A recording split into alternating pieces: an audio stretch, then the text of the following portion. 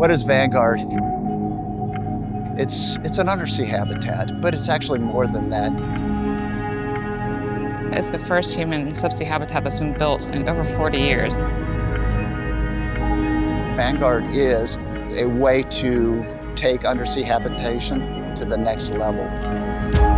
And that will allow us to really achieve some groundbreaking stuff from a conservation and a marine science perspective.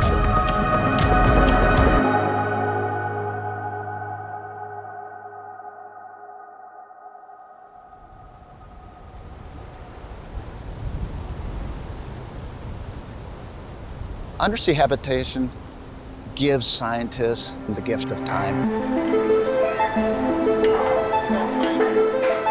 The goal of a subsea habitat is to allow individuals to live on the bottom and to have extended time on the bottom, so they can work, they can do research, they can do educational opportunities and not have the time restrictions that you would usually see with traditional scuba diving.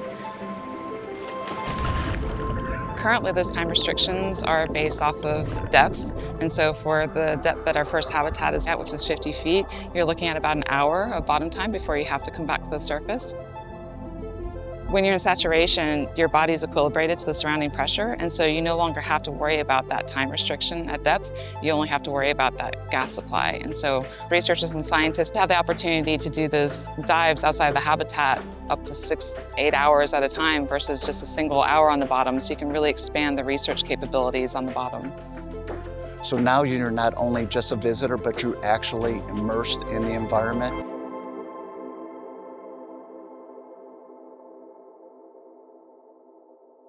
My previous life, I worked for the National Undersea Research Center, where we integrated technology from the Aquarius Undersea Laboratory to submersibles, ROVs, AUVs, technical diving. I was actually part of the aquanaut team on Mission 004 in 1993, and it was almost an otherworldly experience. Here you are underwater, and maybe half of you is in the ocean. You have fish swimming between your legs. But you're also talking to somebody inside a dry environment, maybe eating a sandwich, and it's sort of a surreal experience. So I actually had the opportunity to live undersea myself during a NASA NEEMO mission back in 2016. It was a 16-day total mission where we had scientists and astronauts living undersea to conduct science and test out protocol for software and hardware before it went to space station. We actually watched the abyss the night before going into the habitat.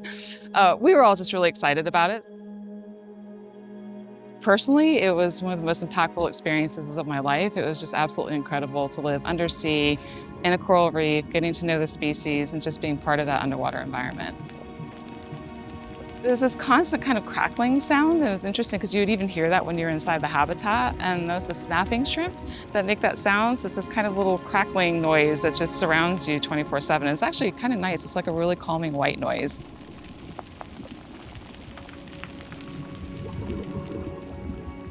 So we're really excited about the different types of science that can be conducted on Vanguard. So it ranges all the way from the human out to the ocean and everything in between.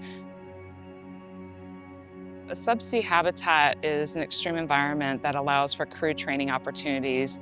You have that physiological stress and the psychological stress of living undersea and knowing that you can't just escape this habitat, that you actually have to go through a decompression process if you want to leave the habitat. So very similar to space, you can't just leave space station or a spacecraft. And so that simulates the environment. And talking to astronauts who have experienced living undersea, they say that's the highest fidelity for being able to simulate what it's like living in space.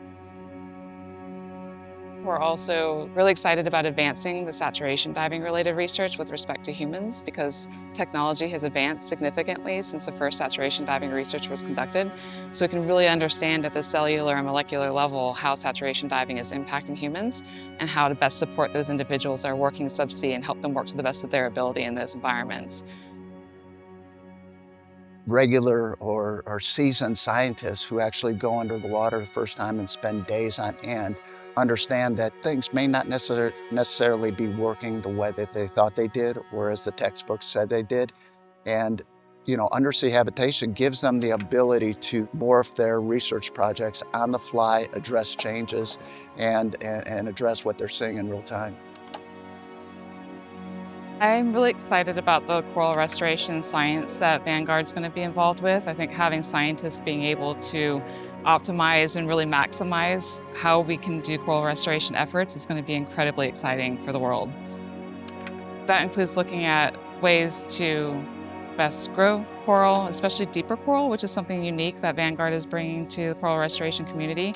Because our divers are in saturation, we can work on deeper coral restoration efforts, which we're really excited about.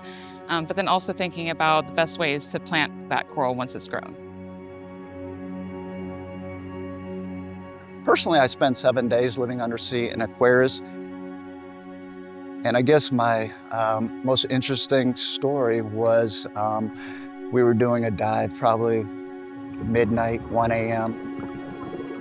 And the only light was coming from our flashlights and whatever light filtered down through the moon. And as we came across the reef edge, we could see Aquarius off in the distance and it was glowing. And I thought to myself immediately at that time, and it's stuck with me ever since, is this the closest I'm ever gonna come to feel what an astronaut might feel like when they see the space station.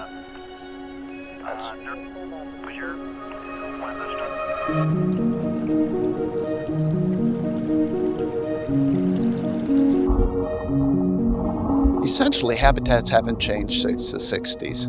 The technology has just been iterative, not evolutionary, but deep represented something different to me.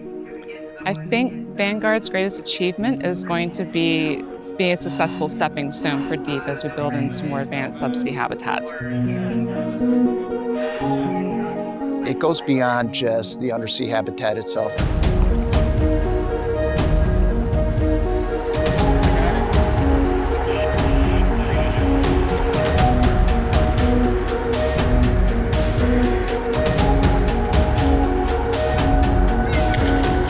It's a holistic approach on how do we address the issues that are facing the ocean. How we can build upon what we know now and build something for the future. We're doing something that nobody else is doing. And it's not often that you can go home at night and say, guess what I did today?